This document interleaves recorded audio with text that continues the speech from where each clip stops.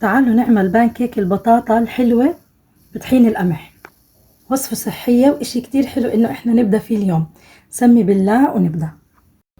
أول إشي عندي كوباية من البطاطا الحلوة مسلوقة أو مشوية مهروسة، بحط عليها بيضتين، وعندي هون شوية فانيلا وشوية قرفة ونخلط هلأ.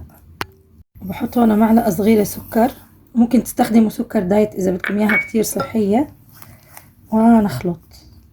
بعدين عندي كوباية من طحين القمح، طحين الأسمر.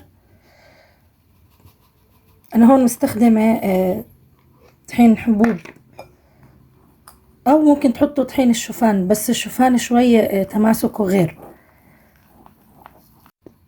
وقبل ما أنسى عندي معلقة صغيرة مليانة من البيكنج باودر، وعندي هون حوالي نص كوب حليب.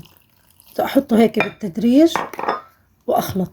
طبعا نحط في بالنا إنه أنواع الطحين زي الطحين الأسمر أو طحين القمح تستهلك سوائل أكثر. ما حطيت النص كوباية حليب كاملة، ما احتجتها. وبالنسبة للخلطة هيك بتكون تقيلة عشان عنا بطاطا حلوة وطحين القمح.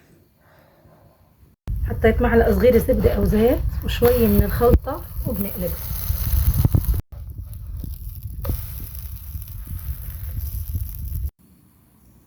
آخر إشي شوية عسل.